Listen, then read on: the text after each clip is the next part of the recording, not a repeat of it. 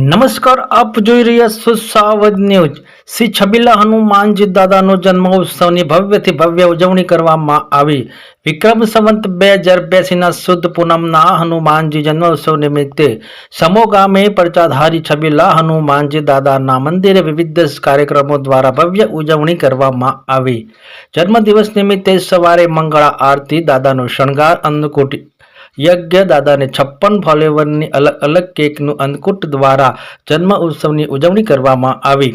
छबीला हनुमानजी दादानो समूह गाम तेमज खूब मोटी संख्याना समूहमां 108 मंत्रों साथे 108 गांठ वाळवी सहित विविध सांस्कृतिक कार्यक्रमों साथे उजवणी करवामां आवी। श्री छबीला हनुमानजी दादाना जन्म उत्सव निमित्ते परंपरागत दोराने 108 गांठ वाळवानी श्रद्धा, विश्वास अने आस्था रहेली छे। जय श्री राम। હું નાયક હિતેશ ગિરીશભાઈ, એ સમૂહ હનુમાનજી મંદિરના પૂજારી છે। આ સમૂહ ગામ ગાંધીનગર જિલ્લામાં આવેલું છે, જે ગાંધીનગર મહેસાણા વિસનગરથી માત્ર 30 મિનિટના અંતરે આવેલું છે।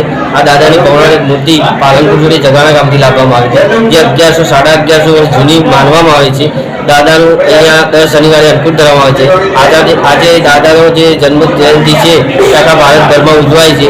તે પ્રમાણે છે સમૂહ ગામમાં પણ દાદાની જન્મ જયંતિ ઉજવવામાં આવી છે। તો સવારે વહેલા 6 વાગે મંગળા આરતી કરવામાં આવી હતી, ત્યારબાદ 7:30 વાગે મારુતિ યજ્ઞ ચાલુ કરવામાં આવ્યો હતો। અત્યારે 12:39 દાદાની 56 પ્રકારની કેકનો ઉત્સવ ઉજવવાનો છે। ત્યારબાદ 1:39 દાદાને 108 ગાંઠોવાળાનો જે કાર્યક્રમ રાખવામાં આવે છે। ત્યારબાદ સાંજે 51 દીવાની મહાઆરતી રાખવામાં આવે છે। ત્યારબાદ પ્રખ્યાત કલાકાર શ્રી કૌશિકભાઈ ભરવાડ દ્વારા રાત્રે હનુમાનપુરા ચોકમાં દાદાના ભવ્ય રાસ ગરબાનું આયોજન કરવામાં આવે છે।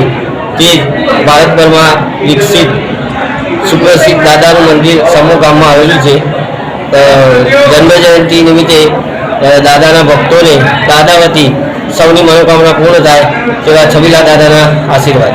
આ દાદાની મૂર્તિ, જે છબીલા હનુમાન દાદાની મૂર્તિ લગભગ 11 થી સાડા 1100 વર્ષ જૂની છે, જે પાલનપુર જોડી જગાણા ગામથી અહીંયા લાવવામાં આવેલી છે। 11 ફૂટની મૂર્તિ દાદાને અહીંયા સ્થાપિત કરવામાં આવેલી છે। પ્લસ જે 108 દોરાની ગાંઠવાળાનો કાર્યક્રમ રાખવામાં આવે છે, તેમાં એવું છે કે શ્રેષ્ઠ ભૂદેવો દ્વારા જે મારુતિ યજ્ઞ શરૂ કરવામાં આવે છે, તેમાં વચ્ચે શ્રી રામચંદ્ર ભગવાનનો મંત્રોચ્ચાર, બાદમાં છબીલા દાદાનો મંત્રોચ્ચાર, એક મંત્ર પૂરો થાય એટલે 1 ઘંટો કરવામાં આવશે।